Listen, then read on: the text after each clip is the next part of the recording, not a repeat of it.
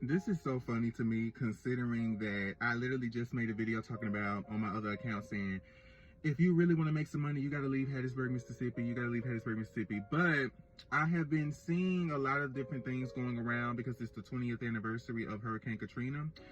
And I decided, it's a Sunday here in Hattiesburg, Mississippi. Usually you're with family or it's like a slow day. And so I'm with my mom and we're talking about Hurricane Katrina. At that time, I was 5 years old. I was born in 2000s, Libra baby. And I don't really remember the full extent of Katrina since I was so young. Our apartment flooded. We were at the USM Apartments. I was like the firstborn. My two sisters weren't even born yet. We didn't really have water. Like, we had some water bottles and that's it.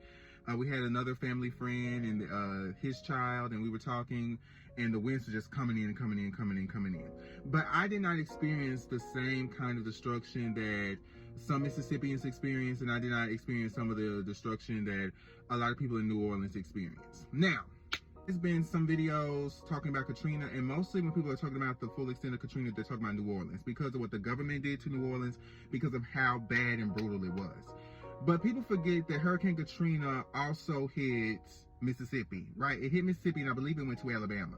And so we were in the trajectory of, Hurricane Katrina. The reason that it was so bad in New Orleans is because of the levees. They told them months before, like, this is going to be bad. There was several people, a lot of different people within New Orleans that was like, this is going to be bad. This could like really affect the people. They didn't listen. And of course, it led to tragedy. And so that's the big story there for New Orleans.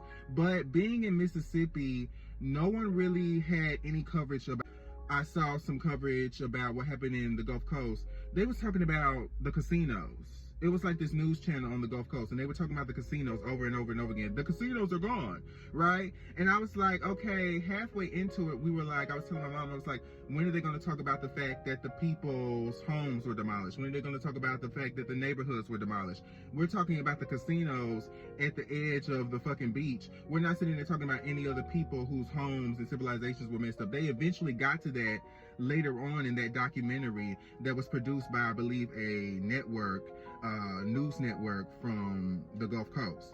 And that's crazy to me because that is literally the responsibility that they had, where they should have been able to dive deeper into the destruction that was happening towards the people that were living there, not just the fact that Red Lobster got demolished or that some of the restaurants got demolished that were near the beach. It is only recently when we're starting to see like this big thing where people from the South are like popular, and it's never really people from Mississippi. Mississippi ain't got shit going on. No one cares about the Mississippi people except, maybe Southern hospitality and racism. And so how that trickles down into